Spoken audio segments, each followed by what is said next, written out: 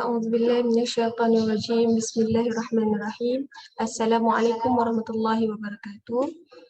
Okey, macam biasa kita kembali ke rutin pagi kita, bacaan Al-Quran dan tafsir pada surah Hud. Masih lagi pada surah Hud. Sebelum kita mulakan bacaan, saya minta semua penonton, tuan-puan untuk like dan share video live pagi kita ni, dan juga like page Facebook kita, dan share kita punya Facebook page ni kepada keluarga dan juga sahabat supaya diorang diorang boleh share kita punya supaya dia boleh like kita punya Facebook page lah. Dan sebelum tu juga saya nak terangkan lagi sekali berkenaan pondok yang akan dibangunkan di Bandar Wakaf Madinah tu nanti. Sebabnya saya masih lagi dapat pertanyaan daripada pendaftar sendiri pun. Saya dapat pertanyaan pondok ni macam mana sebenarnya, ada berapa jenis. Walaupun kita dah bagi keterangan sebelum ni, mungkin tuan-puan masih sama-sama lagi macam mana kan, untuk fasa 1 ni ada apa dekat dalam apa yang akan dibangunkan dalam bandar wakaf kita tu nanti. Okey, insya-Allah untuk fasa 1 ni nanti kita akan bangunkan 2 jenis pondok lah, pondok semidi dan juga pondok teres. Kedua-duanya harga berlainan lah, dan kita tak jual pondok ni untuk tinggal dekat situ lah. Sebabnya macam nama bandar tu sendiri, bandar wakaf, so kita buka kepada orang ramai untuk berwakaf kepada pondok.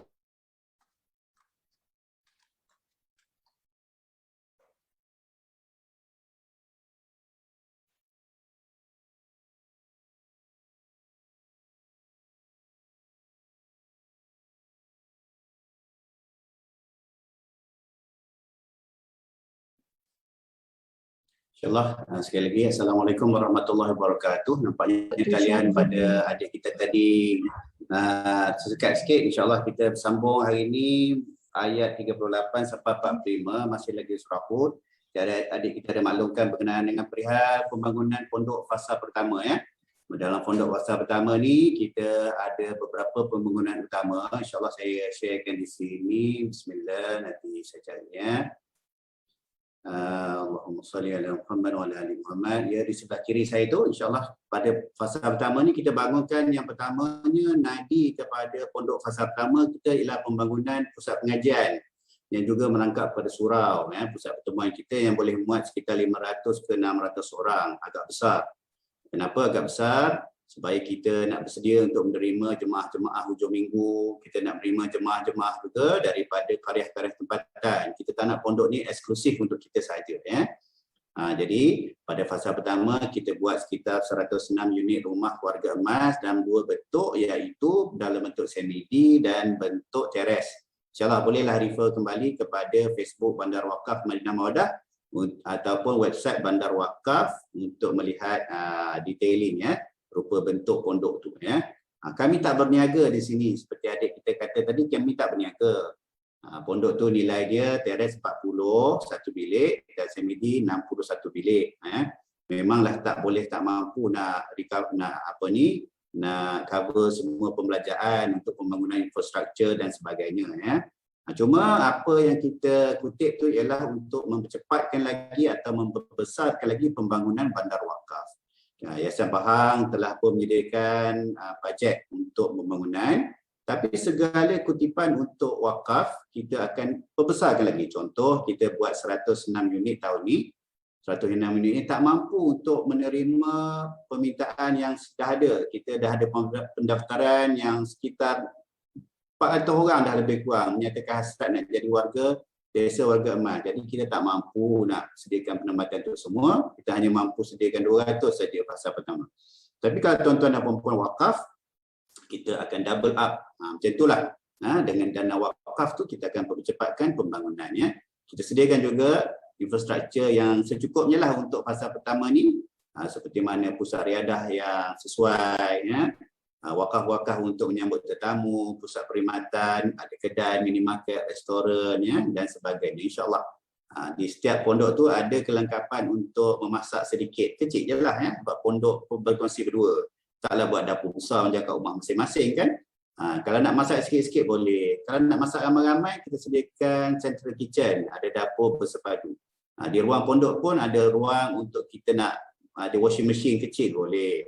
Tapi kalau nak yang dobi pun ada, kita sediakan central laundry ya, insyaAllah. Nanti kita sambung lagi perihal fasiliti yang kita sediakan di Pondok Desa Warga Emas Fasa Pertama. Baik, insyaAllah. Mohon adik kita yang pagi ni yang membaca, silakan baca surah Hud ayat 38-45, masih lagi menyambung cerita Nabi Hud pada muka surat ini dan muka surat-surat seterusnya ya, sebelum memulalah cerita Nabi Saleh, Nabi Hud dan sebagainya. Ini cerita Nabi Nuh, sorry ya. Yang muka surat ini cerita Nabi Nuh. Silakan adik. Auzubillahi minasyaitonirrajim. A'udzubillahi minasyaitonirrajim.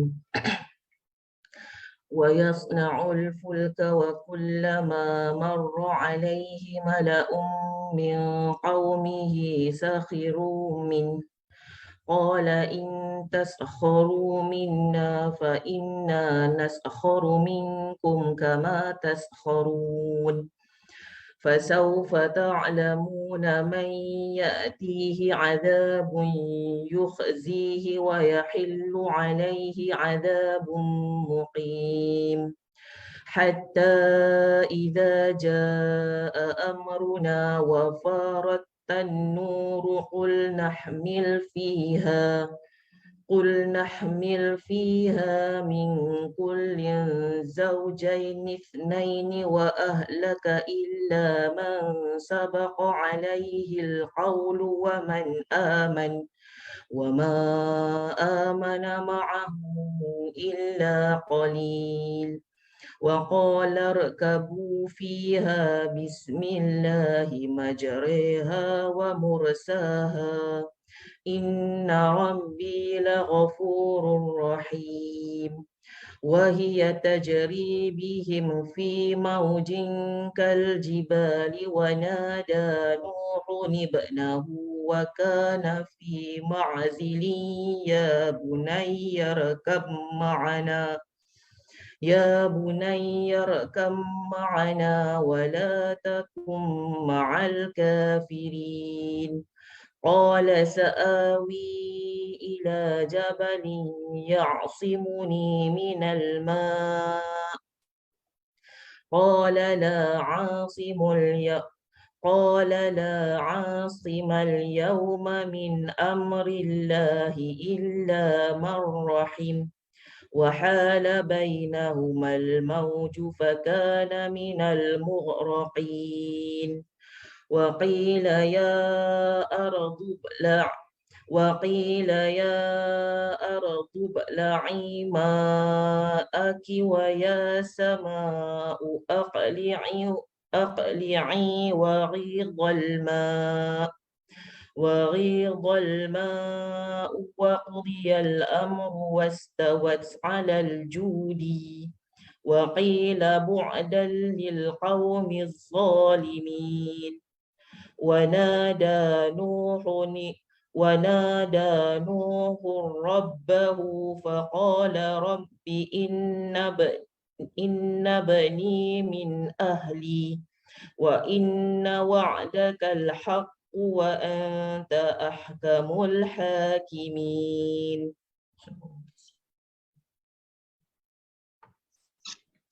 Terjemahan ayat 38 hingga 45. Dan mulailah dia Nuh membina bahtera setiap kali pemimpin kaumnya melalui tempatnya, mereka mengejek-ejeknya. Dia Nuh berkata, jika kamu mengejek-ejek kami, maka kami pun akan mengejek-ejekmu sebagaimana yang kamu lakukan terhadap kami. Maka kelak kamu akan mengetahui siapakah yang akan ditimpa azab yang menghinakan dan siapa yang akan ditimpa azab yang kekal. Hingga apabila datang perintah kami dan tungku dapur telah memancarkan air, kami berfirman, muatkanlah ke dalamnya bahtera itu daripada masing-masing haiwan, sepasang jantan dan betina dan juga keluargamu kecuali orang-orang yang telah ditetapkan baginya, dan muatkanlah pula orang-orang yang beriman. Ternyata sedikit sekali mereka yang beriman dan bersama dengan Nuh. Dan dia berkata, naiklah kamu semua ke dalamnya bahtera dengan menyebut nama Allah pada waktu pelayaran dan ketika berlabuh. Sesungguhnya Tuhanku Maha Pengampun lagi Maha Penyayang. Dan bahtera itu berlayar membawa mereka ke dalam gelombang laksana gunung Banang. Dan Nuh memanggil anaknya ketika anak itu berada di tempat yang jauh terpencil. Wahai anakku, naiklah ke bahtera bersama kami dan janganlah engkau bersama orang-orang yang kafir. Anaknya kat situ, nama anak Nabi Nuh alaihissalam yang kafir itu Kan'an, sedangkan putera-puteranya yang beriman ialah Sam, Ham, Yafis. Dia anaknya menjawab, aku akan mencari perlindungan ke gunung yang dapat menghindarkan aku daripada air bah. Nuh berkata, tidak ada yang dapat melindungi daripada azab Allah pada hari ini selain Allah yang Maha Penyayang. Dan gelombang ombak menjadi penghalang antara kedua-duanya, maka dia anak itu termasuk orang-orang yang ditenggelamkan. Dan Allah berfirman, wahai bumi, telanlah airmu dan wahai langit hujan, berhentilah, lalu air surut dan selesailah perintah. Maka bahtera pun berlabuh di atas gunung Judi dan dikatakan binasalah orang-orang yang zalim. Perintah, yakni Allah telah melaksanakan janjinya dengan membinasakan orang yang kafir kepada Nabi Nuh AS dan menyelamatkan orang-orang yang beriman. Gunung Judi terletak di sebelah selatan Armenia bersempadan dengan Mesopotamia. Dan ayat terakhir, dan Nuh memohon kepada Tuhannya sambil berkata, ya Tuhanku, sesungguhnya anakku termasuk kaum keluargaku dan janjimu pasti benar. Engkaulah sebaik-baik hakim yang adil. Tafsir Jalalain, hatta huruf ini mengisahkan batas waktu perbuatan bahtera itu. Iza jaa amruna, apabila datang perintah kami untuk membinasakan mereka. Wafarattan nuru, dan dapur pemanggang roti telah menggelegakkan air, maka itu merupakan petanda bagi Nabi Nuh. Qul nahmil fiha, kami berfirman, muatkan ke dalam bahtera itu. Min kullin zawjaini, masing-masing binatang sepasang jantan dan betina daripada semua jenis binatang. Isnaini, sepasang terdiri daripada jantan dan betina. Lafaz isnai ini berfungsi sebagai maf'ul, objek. Disebutkan di dalam kisah Nabi Nuh bahawasanya Allah Subhanahu Wa Taala memerintahkan Nuh untuk mengumpulkan semua binatang buas dan semua jenis unggas atau burung. Kemudian Nabi Nuh memukulkan tangannya kepada setiap jenis binatang itu. Tangan kanannya mengenai jenis jantan sedangkan tangan kirinya mengenai jenis betina, lalu dia memuatkannya ke dalam bahtera. Wa ahlaka, dan isteri serta anak-anaknya, illa man sabaqa alaihi alqawlu, kecuali keluargamu yang sudah dipastikan akan binasa, iaitu anaknya yang bernama Kan'an dan isteri Nuh sendiri. Sedangkan Sam, Ham dan Yafis dibawa oleh Nabi Nuh ke dalam bahtera bersama isteri mereka yang berjumlah 3 orang. Wa man amana wa ma amana ma'ahu illa qalil, dikatakan bahawa jumlah mereka yang beriman itu hanya ada 6 orang lelaki dan isteri-isteri mereka. Mengikut pendapat yang lain dikatakan bahawa jumlah mereka yang termuat di dalam bahtera itu ada 80 orang, separuh di antara mereka terdiri daripada kaum lelaki sedangkan separuh lagi terdiri daripada kaum wanita. Kisah Nabi dan Rasul. Ketika mata air telah memancarkan air, Nabi Nuh AS membawa berbagai jenis haiwan sepasang-sepasang sesuai dengan perintah Allah. Sedangkan ketiga-tiga putera baginda anaknya iaitu Sam, Ham, Yafis berserta isteri-isteri mereka turut dibawa bersama. Mereka yang bersama Nabi Nuh AS berjumlah 13 orang. Ibnu Abbas AS menyebutkan bahawa yang ada pada kapal itu berjumlah 80 orang lelaki, semuanya daripada Bani Syais kecuali seorang yang bernama Jurhum. Mengikut Qatadah, mereka itu 80 orang iaitu Nabi Nuh, isterinya serta 3 anaknya bersama isteri-isterinya. Al-Ammashi berkata mereka itu 70 orang, tetapi dia tidak menyebutkan di antara mereka itu isteri Nabi Nuh. Dikatakan bahawa dibawanya pula bersama mereka jasad Nabi Adam AS. Nabi Nuh memasukkan pelbagai jenis binatang sedangkan putera baginda yang bernama Yam berpaling kerana dia kafir. Yang terakhir masuk ke dalam kapal itu adalah keldai. Ketika sebahagian tubuhnya sudah masuk, iblis menggantungkan dirinya pada ekornya sehingga kedua kakinya itu tidak dapat naik. Nabi Nuh memerintahkan agar masuk tetapi tidak dapat. Hingga baginda berkata, masuklah walaupun syaitan bersamamu. Kalimat yang diucapkannya itu lahir daripada lisannya ketika dia mengucapkannya. Syaitan pun masuk bersama keledai itu. Nabi Nuh berkata kepadanya, apa yang membuatmu masuk, hai musuh Allah? Syaitan menjawab, bukankah engkau mengatakan, masuklah walaupun syaitan bersamamu? Maka baginda pun membiarkannya. Pada saat Nabi Nuh diperintahkan untuk memasukkan semua haiwan ke dalam bahtera, baginda berkata, wahai Tuhanku, apa yang harus kulakukan terhadap harimau dan lembu? Bagaimana pula dengan kambing dan serigala, burung dan kucing? Lalu dijawab, haiwan yang apabila dipertemukan berlaku permusuhan, maka mereka akan dijinakkan. Allah kemudian menurunkan demam kepada harimau sehingga ia disibukkan dengan sakitnya. Nabi Nuh menempatkan burung-burung pada tingkat bawah kapal, binatang liar pada tingkat tengah, sedangkan baginda dan orang-orang yang bersamanya pada tingkat atas. Pada saat itu, Nabi Nuh sudah berasa selamat dalam kapal dan semua yang diperintahkan telah dimasukkan. Mengikut sebahagian pendapat, hal itu berlaku setelah usia Nabi Nuh menginjak 600 tahun. Namun, pendapat ini bertentangan dengan penjelasan dalam surah Al-Ankabut ayat 14 yang menjelaskan bahawa usia Nuh mencapai 950 tahun.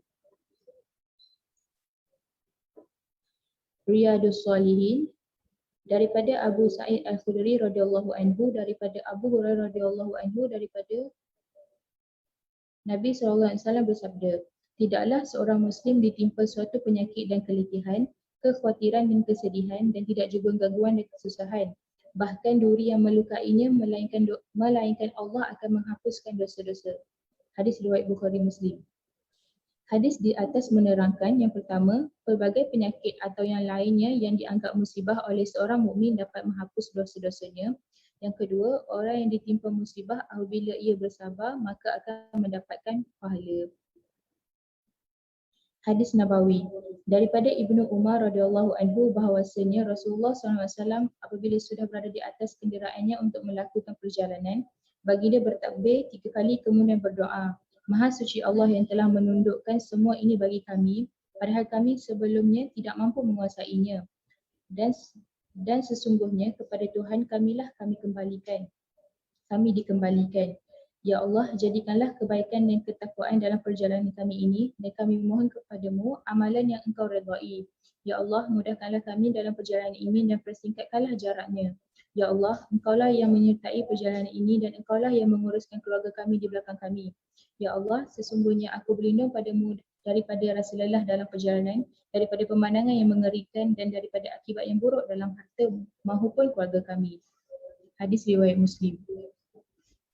Nasihat dan pengajaran. Allah memerintahkan kita untuk berdoa sebelum memulakan aktiviti agar kita berada dalam kebaikan dan keberkatan sehingga mendapatkan keselamatan. Sebagaimana perintah Allah Subhanahu Wa Taala kepada Rasulullah SAW ketika baginda akan berhijrah, dan katakanlah Muhammad, ya Tuhanku, masukkan aku ke tempat masuk yang benar dan keluarkanlah pula aku ke tempat keluar yang benar dan berikanlah kepadaku daripada sisimu kekuasaan yang dapat menolongku. Surah Isra ayat 80. Nabi Nuh telah menerapkan wasiat itu dengan mengatakan, naiklah kamu semua ke dalam kapal dengan menyebut nama Allah pada waktu berlayar dan berlabuhnya. Sesungguhnya Tuhanku Maha Pengampun lagi Maha Penyayang. Maksudnya, bergantung kepada Allah saat memulakan perjalanan hingga ke penghujungnya. Rasulullah SAW pun melakukannya. Baik, Alhamdulillah, Alhamdulillah, insyaAllah kita kongsi sedikit lagi. Pertamanya, terima kasih kepada adik-adik yang baca ni. Masya Allah, baik bacaan masing-masing. Kongsi sikit beberapa poin yang saya petik daripada tafsir Ibnu Katsir. Ingat sahabat-sahabat yang mendengar, ini kita membaca bersama sahaja. Pertamanya berkenaan dengan Gunung Judi itu kat mana, itu tidak pasti. Itu tidak pasti. Penerbit mengatakan Gunung Judi terletak di sebelah selatan Armenia bersempadan dengan Mesopotamia, iaitu Armenia itu Eropah Timur, belah sana. Wallahu a'lam, dan tafsir Ibnu Katsir pun tak adalah dijelaskan. Hanya mengatakan ulama berpandangan di Jazirah Arab sendiri. Di Jazirah Arab sendiri. Gunung mana wallahu a'lam. Allah menundukkan banjir tu, air pah tu dan yang tidak menenggelamkan gunung tersebut. Wallahualam. Ini tak penting lah. Tak penting, bukan perihal akidah dan sebagainya. Nak tahu kat mana. Sekarang ni pun siapa yang kuat travel akan tahu banyak negara yang claim beberapa tempat bersejarah. Contohnya Gua Al-Kafi. Kat sini orang klaim, kat sini orang klaim. Kubur-kubur para nabi yang terdahulu pun tak ada. Tak adalah periwayatan yang sahih mengatakan ya, inilah kubur nabi sekian, inilah kubur nabi sekian, ya. Mungkin pada zaman sahabat ataupun tabi'in, tabi'in boleh lagi lah. Ada sahabat yang hijrah ke China, ada sahabat yang meninggal di Syria, ada sahabat yang meninggal di Yaman. Itu mungkin. Itu mungkin boleh disahihkan. Tapi kubur-kubur para nabi, wallahualam. Kita nak mudahnya begitulah. Wallahualam. Kalau ya, iyalah. Kalau ya, iyalah. Kalau tidak, tak mengapa. Itu pertama. Jadi guna judi kat mana? Tak pastilah. Tak pasti. Kemudian berapa ramai makhluk, bukan makhluk lah, makhluk berapa ramai, kita pun tak pasti berapa banyak haiwan-haiwan tu, taklah didetailkan berapa jenis haiwan, serangga ada ke, kumbang ada ke, ini ada ke, tak penting. Kita tahu Allah bawa naik berpasang-pasangan. Cerita nak menidurkan rimau dan sebagainya, boleh kita dengar. Sebab ni kita ambil daripada kitab Ibnu Asir Al-Jazari, Al-Kamil fi Tarikh. Kitab yang sama kita dah jumpa semalam kan, kitab Sirah. Pastilah adalah sandaran-sandaran dia tu, mungkin daripada Israiliyat dan sebagainya. Dan tafsir Ibnu Katsir pun mengatakan antara pandangan yang kuat berapa ramai manusia. Berapa ramai manusia ialah 80 orang aja. 80 orang ataupun 80 pasangan. Yang tiga-tiga anak Nabi Nuh tu sahih ada. Yang itu sahih, iaitu Sam, Ham dan Yafis. Sam, Ham dan Yafis. Sebab tu kita ni dikatakan kaum Nabi Adam dan Nabi Nuh. Memang bapa kita Nabi Adam lah.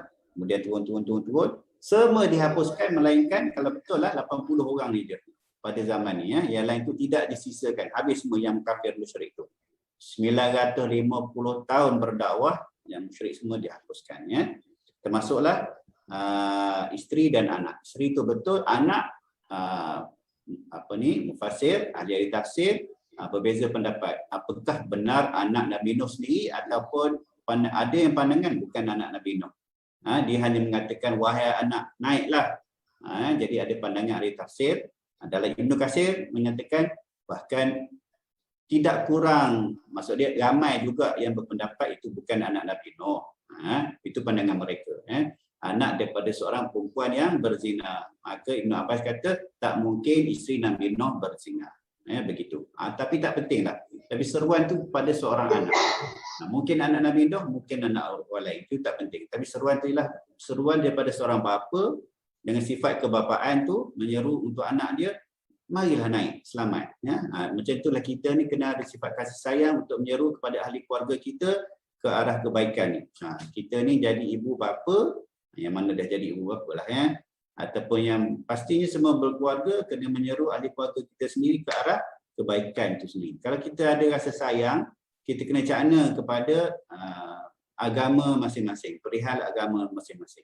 Kalau adalah adik-beradik kita yang tak berapa cantik perangainya, tak jaga auratnya, tak belajar agama, cakap, nasihat. Kalau dah cakap dan nasihat tu bukan sekali je. Dah cakap dah sekali itu tak dengar. Bukan macam tu. Tengok Nabi Nuh berapa lama? 950 tahun. Sampai nak tenggelam pun masih berdakwah kan. Rasulullah sallallahu alaihi wasallam, pak saudara dia tu nak meninggal pun masih lagi menyuruh untuk mengucapkan kalimah tauhid kan. Bahkan dah meninggal pun Rasulullah mendoakan sampai kena tegur dengan Allah kan. Kerja kamu hanyalah untuk menyampaikan, adapun hidayah itu milik Allah. Itulah beberapa perkara yang kita ambil. Kita ambil sekali lagi pemaluman berkenaan dengan seorang sahabat kita baca tadi. Hadis daripada Abu Sa'id Al-Khudri. Abu Sa'id Al-Khudri ni kita dikenali sebagai sahabat yang muda pada zaman awal Islam. Masa awal hijrah dia di kalangan budak. Nama dia Sa'ad bin Malik. Nama dia Sa'ad bin Malik. Arab ni dia dikenali dengan kunyah, nama pemberian. Saya tak pasti datang mana kunyah dia ni. Tapi kunyah dia Abu Sa'id Al-Khudri. Abu Sa'id tu macam bapa kepada Sa'id. Abu Sa'id Al-Khudri. Wallahualam lah macam mana boleh dapat nama macam tu Tapi nama dia Sa'ad bin Malik bin Sinan bin Sa'labah bin Ubaid bin Abjar. Dia ni memang orang Madinah. Orang Madinah. Ayah dia Malik bin Sinan dia sahabat Rasulullah sallallahu alaihi wasallam. Dia ni pun sahabatlah radhiyallahu anhum ajmain. Dua-dua ni sahabat Rasulullah. Ayah dia meninggal masa perang Uhud, kata tak salah. Ya, Malik bin Sinan meninggal masa perang Uhud, ayah dia perang Uhud. Abu Sa'id Al-Khudri tu masa perang Uhud pun dia nak ikut ayah dia, tapi Rasulullah sallallahu alaihi wasallam tak bagi sebab muda sangat lagi. Macam tu. Pada zaman dulu memang ada anak-anak ni memang nak ikut pergi berjihad, tapi Rasulullah tak benarkan sebab kecil sangat lagi. Dia ni meninggal pada tahun sekitar 64-70 lebih hijrah lah. Sahabat besar, dikenal lagi seorang yang faqih dalam bab agama. Wallahu alam. Ramai lagi lah orang muda yang hebat-hebatnya. Antaranya hadis Nabawi tu diriwayatkan oleh Ibnu Umar. Sebaik-baik pemuda ialah Ibnu Umar. Dalam satu hadis Rasulullah sallallahu alaihi wasallam kata. Wallahu alam. InsyaAllah besok kita ambil lagi ibrah daripada ayat 46 sampai 53. Mengikhlaskan ibadah hanya untuk Allah Subhanahu Wa Taala. Ada lagi cerita sikit lagi pasal Nabi Nuh. Satu lagi tambahan berkenaan dengan doa tu, nasihat dan pengajaran Allah memerintahkan kita untuk berdoa sebelum memulakan aktiviti mestilah. Setiap kali sebelum kita buat apa saja bismillah. Bismillah. Sebut nama Allah, niatkan kerana Allah. Bahkan mandi pagi tadi pun dalam hati ada niat kerana Allah, dah dapat pahala. Jadi senang je buat segala-gala kerana Allah. Bila ada lafaz bismillah, ada lafaz puji kepada Allah, alhamdulillah, ada selawat kepada baginda Rasulullah sallallahu alaihi wasallam dalam apa saja perbuatan kita, perbualan kita, majlis kita, maka dia jadi ibadah. Dia jadi ibadah, dia jadi majlis zikir. Tutup pula dengan alhamdulillah dan sebagainya. Taklah majlis yang sia-sia. Ibaratkan hadis Rasulullah sallallahu alaihi wasallam, ya apa saja majlis perbincangan yang tidaklah disebut nama Allah, tak ada zikrullah, tak ada puji-pujian kepada Allah dan sebagainya, ibarat kita sedang mengelilingi bangkai khimar, duk keliling bangkai, duk seronok, cerita-cerita membawang dan sebagainya. Jadi nasihat daripada pengajaran Ustaz ni, penerbit memilih, Allah memerintahkan kita untuk berdoa. Itu ada doa bismillah majriha wa mursaha. Saya tutup dengan pengalaman saya 2012 dulu sebelum pergi haji, datang seorang kakak ni malam. Lepas isyak datang ke rumah. Biasalah sebelum pergi haji ni kadang-kadang orang bagi sikit duit perbelanjaan kan, buat bekas sikit-sikit, nak berkongsi-kongsi lah, RM10, RM5 macam tu lah, RM50. Kakak ni datang, buat-buat pendek je, datang buat-buat, dia kata kakak ni tak ada apa nak bagi. Kakak ni taklah do'if, tapi dia taklah orang senang. Kakak ni tak ada apa nak bagi, melainkan dia kata asli, pastikan sebelum apa-apa baca doa, dia kata. Tu dia bagi saya amalan.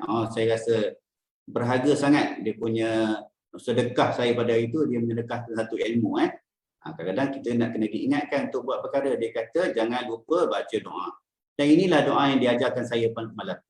Bismillahirrahmanirrahim wa mursaha. Itulah jadi bolehlah baca sebelum bukan nak belayar sajalah.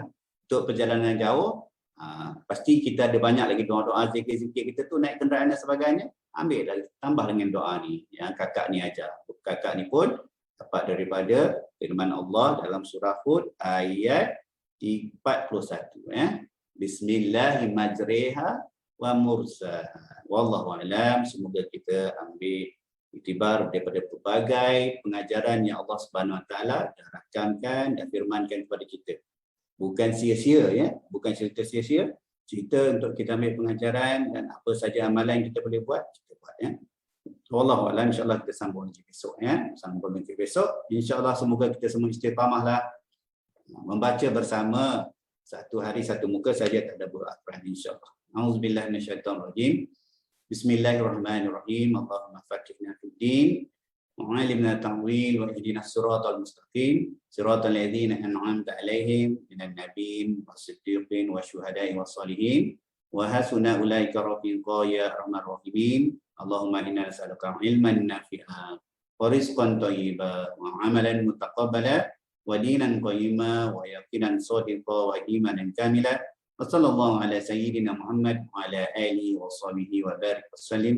Subhana rabbika rabbil izzati amma yasifun Wassalamun ala mursalin. Alhamdulillahirabbil alamin. InsyaAllah kita jumpa lagi besok. Ya, satu hari, satu muka saja yang kita perlukan untuk tadabbur Al-Quran. InsyaAllah semoga kita semua istiqamah. Kafaratul majlis. Subhanakallah wa bihamdika asyhadu an la ilaha illa anta astaghfiruka wa atubu ilaik. Wabillahi taufiq wal hidayah. Assalamualaikum warahmatullahi wabarakatuh.